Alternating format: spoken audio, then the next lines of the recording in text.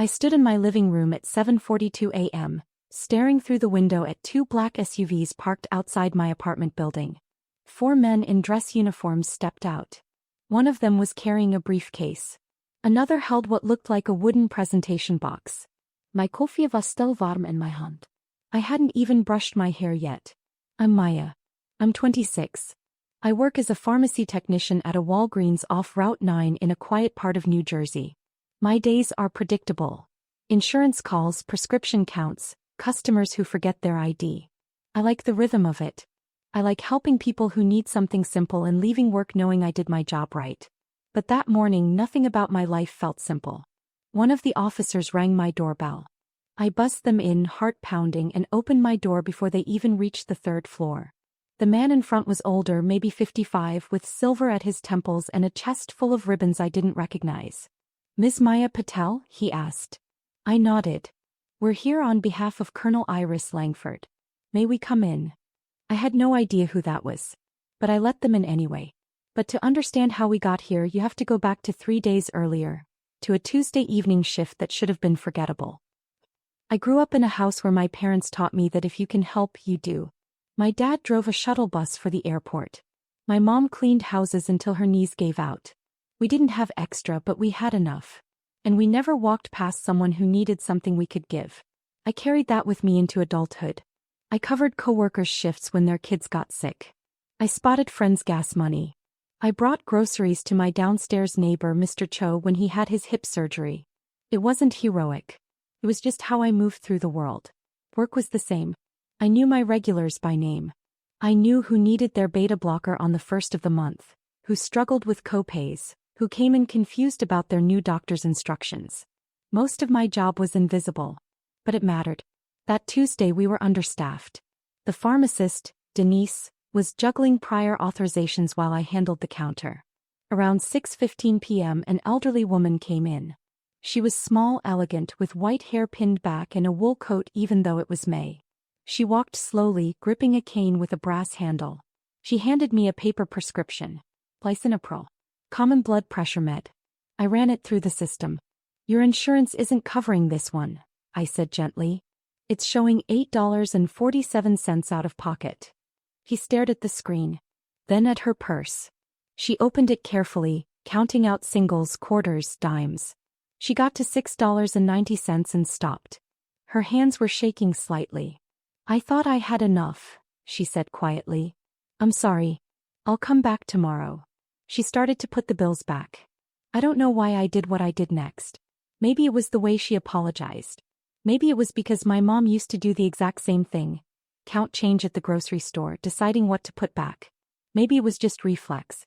I pulled a 10 out of my wallet and handed it to the register. "It's covered," I said. "You're all set." She looked at me for a long moment. Her eyes were pale blue, sharp. "You don't have to do that." "I know," I said. "But it's done." He took the medication. He thanked me. And then she said something I didn't think much of at the time. "What's your full name, sweetheart?" "Maya Patel." She repeated it once like she was committing it to memory. Then she smiled, squeezed my hand and left. I finished my shift. I went home. I microwaved leftover rice and watched half an episode of something I can't even remember now. It was a completely unremarkable night. Until the SUVs showed up. The officer, his name was Lieutenant Colonel Norton, sat across from me at my tiny kitchen table. The others waited by the door. He opened the briefcase and pulled out a folder. "Miss Patel, 3 days ago you assisted a woman named Iris Langford at your place of employment." I nodded slowly. "Colonel Langford passed away yesterday morning." My stomach dropped. "She had stage 4 pancreatic cancer," he continued. "She'd been managing it privately for 8 months. She didn't tell most people. But in her final weeks she spent a lot of time making arrangements. One of those arrangements involved you." He slid a letter across the table. It was handwritten. The ink was deep blue, the script old-fashioned and deliberate. It started, "To the young woman at the pharmacy who thought no one was watching." I felt my throat tighten. She wrote that she'd spent 43 years in the Air Force. She'd commanded personnel, managed budgets in the millions, deployed 4 times. She'd been saluted by generals and presidents. But in her last months she'd felt invisible. People saw an old woman. They saw weakness. And then she met me. She wrote, *, you didn't see a rank or a resume. You saw a person who needed help. You didn't hesitate. You didn't make a show of it. You just acted. That's the rarest kind of integrity. *. She left me $50,000. I read that number 3 times before I could process it. Norton waited. There's no mistake, he said. She was very specific. The funds have already been transferred to an account in your name. Her estate attorney will contact you this week to finalize paperwork. I put the letter down because my hands were shaking too hard to hold it. I didn't do anything, I whispered. She believed you did. He stood and gestured to the other officer who stepped forward with the wooden box. Inside was a folded flag. She wanted you to have this as well, Norton said. It flew over her final deployment site. She told us you'd understand what it meant to serve without recognition. I didn't understand. Not fully. But I nodded anyway. They stayed for 10 more minutes. They told me about her career, her legacy, the scholarship fund she'd established. They told me she had no children and that most of her estate was going to veterans' causes. But she'd carved out pieces for a few people. A nurse who'd sat with her during chemo. A chaplain who'd visited her at home. A groundskeeper at the cemetery where her husband was buried. And me. When they left, I sat in the silence of my apartment and cried. Not because of the money, though God knows it changed everything. I had $11,000 in student loans. I'd been driving a car with 180,000 miles on it. I'd been putting off a dentist appointment for 6 months because I couldn't afford the copay. I cried because she'd seen me. Because I'd spent most of my life doing small, quiet things that no one noticed. I didn't mind. I didn't need applause. But somewhere deep down I think I'd wondered if it mattered at all. He told me it did.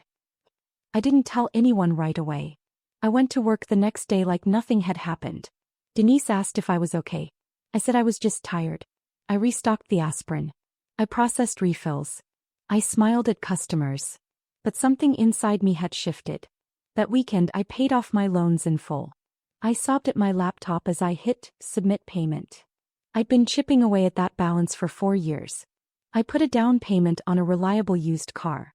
I went to the dentist. I opened a savings account for the first time in my adult life. And then I started thinking about what else I could do. I didn't want to be reckless. But I also didn't want to hoard something that had come from such an intentional place. Iris Langford had spent her life serving. She'd given me this gift because of a moment of service. I started small.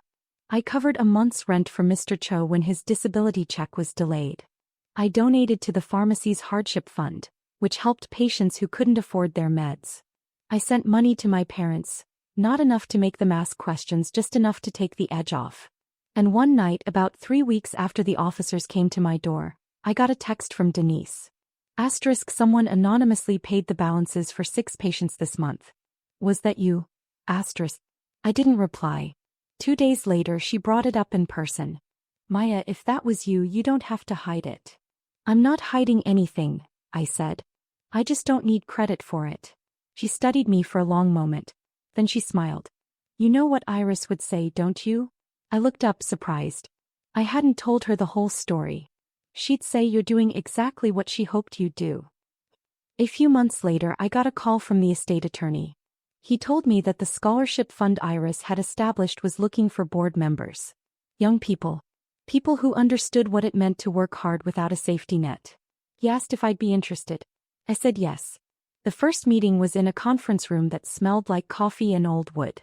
There were veterans, educators, a few former students who'd benefited from the fund. They were kind and sharp and passionate. At the end, a woman named Dr. Brennan pulled me aside. Iris told me about you before she passed, she said. She said you reminded her of herself at your age. Steady. Unglamorous. Real. I didn't know what to say. She also said this. The people who do the most good are usually the ones no one's watching. She wanted you to know you were seen. I think about that a lot now. A year later I still work at the same Walgreens. I got a small raise. I still know my regulars by name. I still help people count their change when they come up short. But I also sit on a scholarship board. I've helped distribute over $80,000 to students pursuing healthcare degrees.